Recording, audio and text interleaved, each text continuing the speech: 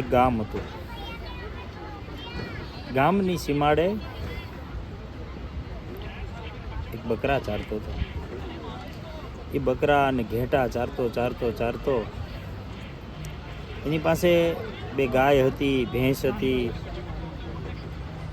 2 ગધેડા હતા.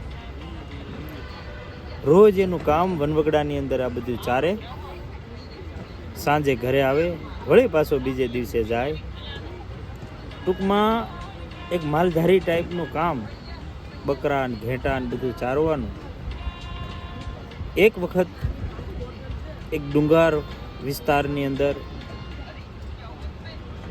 પશુઓને ચારતો હતો. એમાં એને એક ચમકદાર પથ્થર મળ્યો. એ પથ્થરને એણે લઈ અને ગધેડાની ડોકે બાંધ્યો. સાંજનો ટાઈમ હતો, ઘર બાજુ આવતો હતો. પશુઓ બધા ધરાઈ રહ્યા હતા. ધીમે ધીમે ડગલે બધા પશુઓ અને ભાઈ ધીમે ધીમે ઘર બાજુ પલાયન કરતા હતા. ત્યાં રસ્તામાં એને એક ઝવેરી મળ્યો. એ ઝવેરીએ એ જે માલઢોર ચારતો હતો એ ભાઈને વાત કરી કે આ ગધેડાની ડોકે જે પથ્થર બાંધ્યો છે એ મને આપ. એટલે ઝવેરીએ એમ કીધું કે મને આપ. તો ચારવાવાળાએ એવું કીધું કે ભાઈ તમને આપું, મને 8 આના આપો. ઝવેરી કે વિચારમાં પડી ગયો કે આ તો મગજ નથી, આને આ બુદ્ધિ નથી, અને 8 આનામાં તો ન દેવાય. એણે એમ કીધું 4 આના આપો. ઓલા એમ કીધું 6 આના આપ. ધીમે ધીમે ધીમે ધીમે 6 આના, 8 આના, 4 આના, એ કંઈ ભેગું છું નહીં. ભેગું તો ન છું.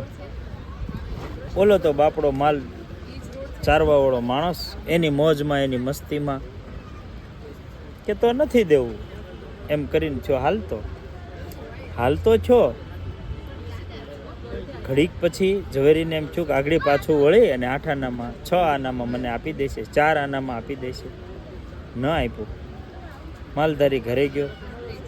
બીજે દિવસે ઝવેરી એને ગોતતો એની ઘર સુધી પહોંચ્યો, એની જોક સુધી પહોંચ્યો અને કીધું કે મને આપી દે. તો એ તો મેં કાલે 1 રૂપિયામાં એક ભાઈને વેચી દીધો, પૂરા 1 રૂપિયો ન આવ્યો. ત્યારે ઝવેરી બોલ્યો, ગાંડા માણસ, એ લાખો રૂપિયાનો હીરો હતો, લઈ લેવાય ને. ત્યારે એ માલ ચારવાવાળો માણસ બોલ્યો કે મને નહોતી ખબર એ લાખો રૂપિયાનો છે, પણ ગધેડા તને તો ખબર હતી ને કે એ લાખો રૂપિયાનો છે, તો તારે મારી પાસેથી 8 આનામાં લઈ લેવો હતો ને.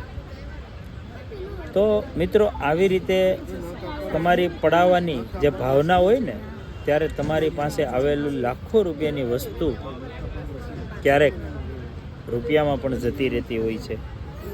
તેથી લાલચ કરવી નહીં. જે મળ્યું છે એમાં સંતોષ રાખવો, અને જિંદગીમાં, જીવનમાં ક્યારેય પણ કોઈનું પડાવવાનું, લઈ લેવાની ભાવના રાખવી નહીં.